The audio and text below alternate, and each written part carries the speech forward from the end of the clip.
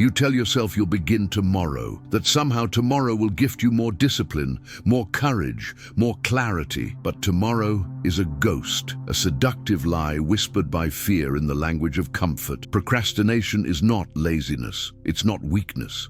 It's a quiet rebellion of the soul against the path it fears to walk. Nietzsche knew this. He saw that delay is not a flaw of the mind, but a fracture of the will. Behind every postponed dream lies a deeper truth. You're not avoiding the task. You're avoiding who you must become to complete it. This is not a motivational speech. It is a mirror, a confrontation. A fire lit beneath your excuses. If you listen closely, this might be the moment you stop waiting for a better self and begin forging one. The inner war between will and fear, the myth of laziness, procrastination as inner conflict. You are not lazy. That's the first lie we must kill. Laziness implies a lack of desire, but look deeper and you'll see it's not desire you lack, but unity. You are divided. One part of you burns to create, to rise, to conquer. The other recoils, afraid of judgment, failure, change. Procrastination is not apathy. It's civil war. Nietzsche called it the fragmentation of will. When the spirit is too fractured to act as one, you are not broken, only disintegrated. And the pieces of you that delay are not enemies. They are terrified children, clinging to the known. Nietzsche's will to power versus the paralysis of comfort. The will to power, not domination over others, but mastery over your own chaos. This was Nietzsche's sacred law, and procrastination is its nemesis. The seductive lull of comfort, the velvet chains of stillness. Comfort tells you you're safe here, that now is not the time. But comfort is a liar dressed as kindness. It doesn't keep you safe, it keeps you small. To act is to risk pain, but to delay is to guarantee decay. The fear behind inaction, what you're really avoiding. Every time you avoid a task, it's not the task itself that frightens you. It's the identity it threatens. Starting the book means confronting your mediocrity. Going to the gym means facing your weakness. Launching the project means exposing your soul to judgment. Procrastination is your psyche's shield against death, the death of who you are now. It's a way to protect the fragile ego from the fire of transformation.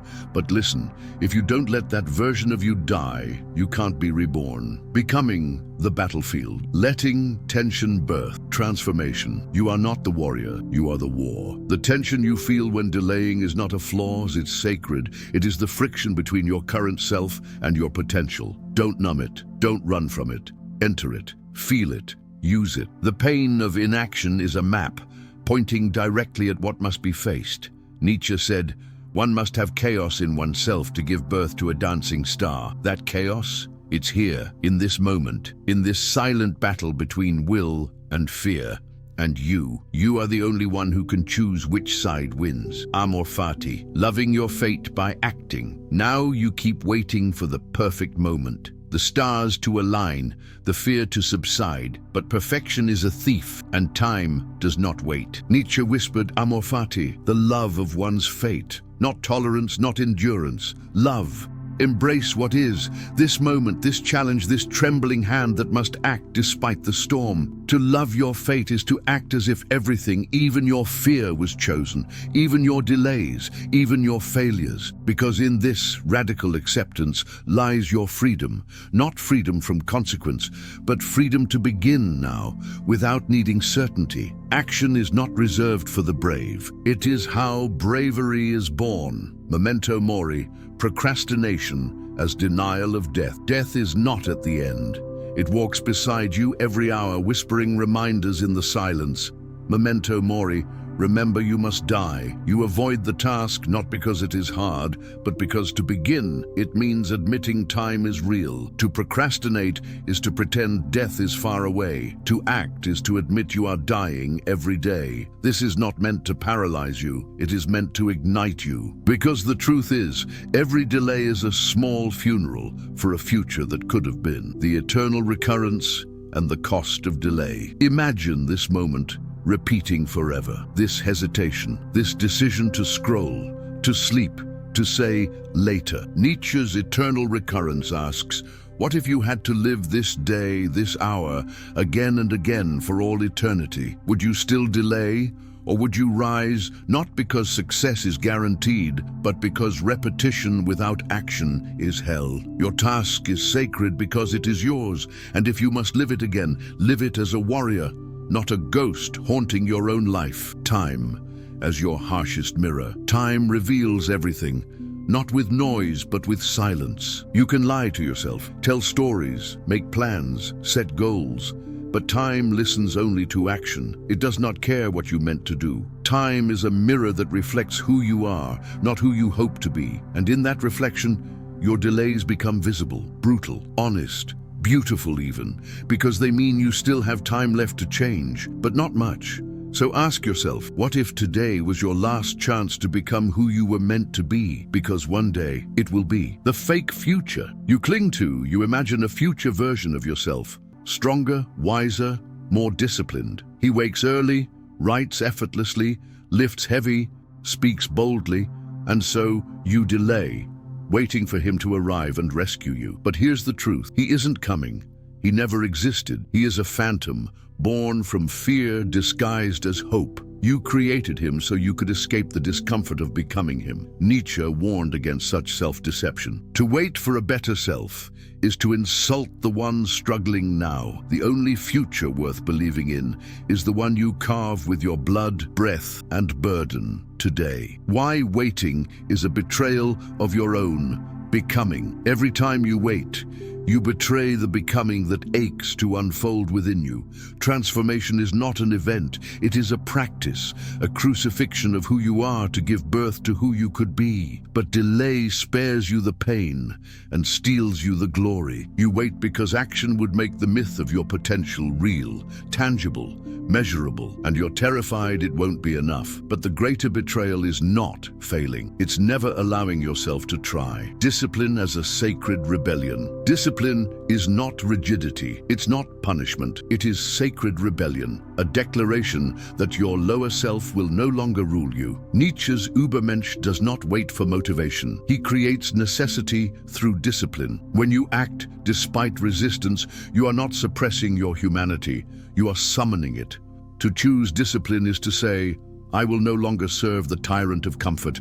I am my own master now. The war cry of the now, act or decay. The present is a battleground. Every second is a soldier choosing sides, becoming or regression. There is no neutral ground. When you delay, you don't pause, you decay. And when you act, you don't merely progress, you transform. This is the war cry of the now. Choose, move, become. Because the cost of waiting is not just lost time, it is a smaller soul, a dimmer light, a quieter fire, and you weren't made to flicker, you were made to burn, reshaping the self through action. You are not a passive sculpture, molded by fate.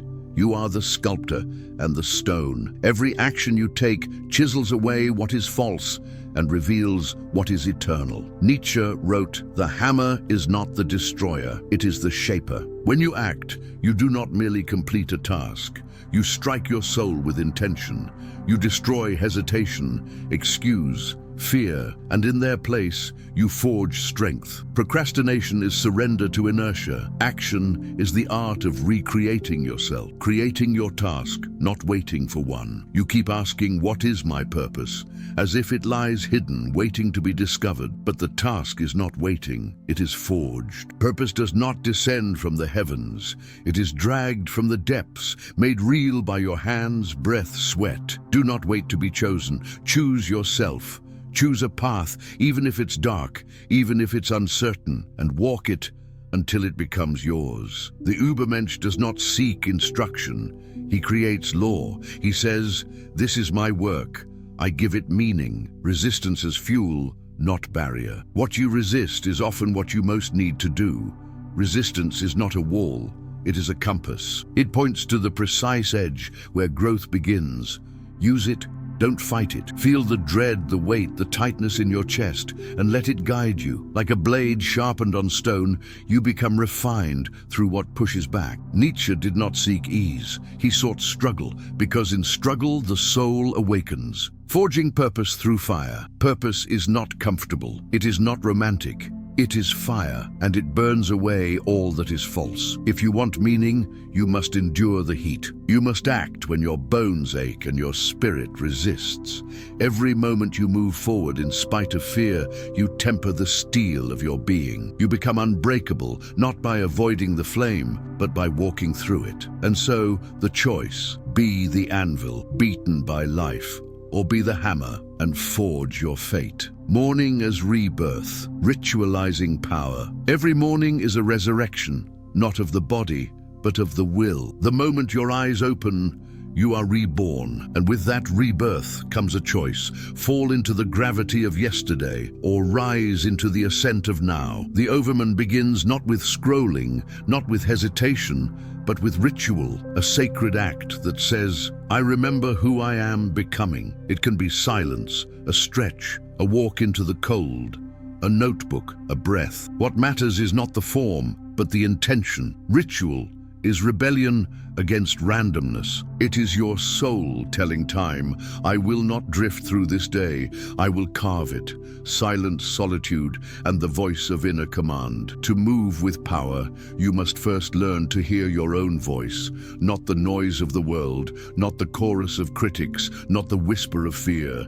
In silence, you find command. In solitude, you find direction. Nietzsche walked miles alone, not to escape others, but to hear himself. The overman is not driven by schedules, notifications, or dopamine hits. He's driven by an inner necessity, a voice that says, I must. And that voice, it's buried beneath every distraction you choose. Seek it. Build your life around it. How action sculpts identity. You are not your thoughts. You are not your hopes. You are not your potential. You are what you do and what you repeat. Every action is a vote for the kind of soul you are building. You don't become disciplined by thinking. You don't become creative by planning. You don't become powerful by waiting. You become by doing, again and again, until the doing becomes being. This is how the overman is born. Not in one grand moment, but in 1,000 ordinary choices made with extraordinary will. Destroy who you were with every decision. Now we return to you. You sitting with this. You hearing these words. You knowing full well what must be done and still tempted to delay. But you are not that person anymore. That self, the one who postponed, escaped, feared, is already dying. Kill it completely, not with violence, but with action, with movement, with now.